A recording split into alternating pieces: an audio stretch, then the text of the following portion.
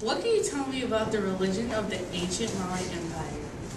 I'm not sure I know what that is, so...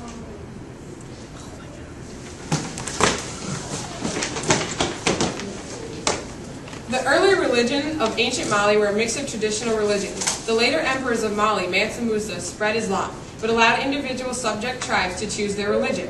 They were monotheistic and believed in animism. Wait, I do know something.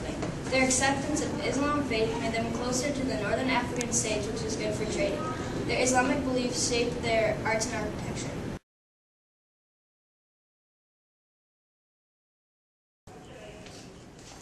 Does anyone know anything about job specialization or social classes? I do! Oh, the emperor was on top. The other groups were free people and nobles, professional groups / workers, such as smiths, leather workers, and slaves. The Mali people depended heavily on gold, iron, and copper mining. They used iron to make weapons, tools, and jewelry.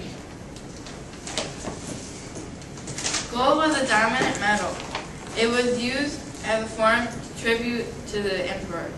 Some of the major jobs were traders, farmers, miners, blacksmiths, and soldiers. On a typical day, the common people worked very hard, but everyone made time for music, arts, and the griots, which were African storytellers.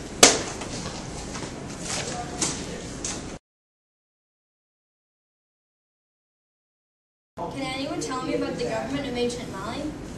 The type of government was monarchy. There were rulers that had great power called emperors. After the Battle of Corana, the Koran Foga, the constitution of the Mali Empire, was created by an assembly of nobles to create the government for a newly established empire. It had survived through oral tradition and past 5 generations. Here are some examples of laws from the Mali Constitution. Article 5. Everybody has a right to life and to the preservation of physical integrity. Accordingly, any attempt to deprive one fellow's being of life is punished with death. Article 20. Do not ill-treat the slaves. We are the masters of the slave, but not the bag he carries.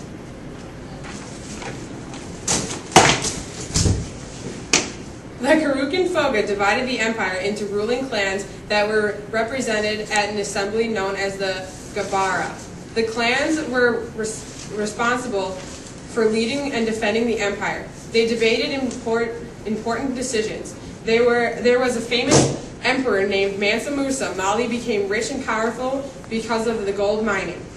Mansa put taxes on mines and collected regular tribute. They had a large, well-trained army to protect the empire.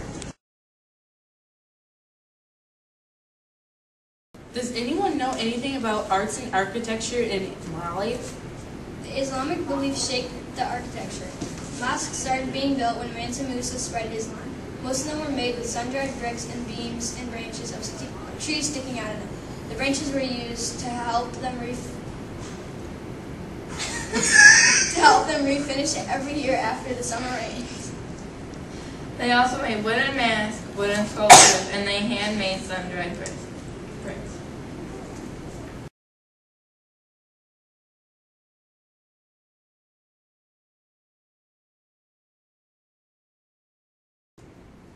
Can you tell me what public work system was like? They dug an irrigation canal from the river to the field because they didn't get near enough rain to keep their fields in good condition. In fact, they barely got any rain at all. They used the Niger River for transportation.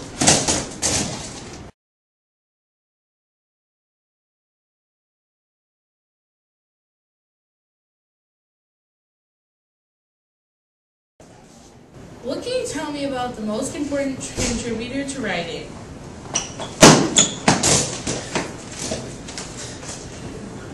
I would, but in Mali, almost everyone was oral. They did not have writing systems. I can tell you about the storytellers in ancient Mali. They are called griots. Yes. They passed down stories and traditions from generation to generation. Bala Falaski was considered to be the first griot. The king offered his son a griot, Bala Falaski, to advise him while he ruled.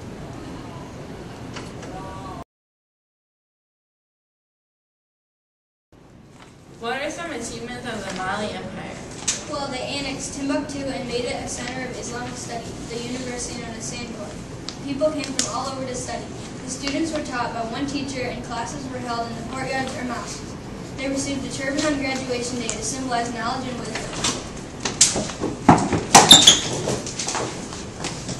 Another achievement was Mansa Musa's pilgrimage to Mecca. He brought a lot of gold and valuables. He gave people gold and traded gold for souvenirs. Along the way, he was known to have visited the leader of Egypt. His actions of giving made the economy go down, so people became really rich and prices on everything went up. He controlled the price of gold. Another achievement was the Krugen Foga, or the Constitution of Ancient Mali. It was one of the earliest declarations of human rights. It established uniform laws and regulations over a significant portion of West Africa. For the first time in recorded history, it gave uniform rights for all citizens, including women and slaves. It is unique because it does not directly borrow from any existing laws.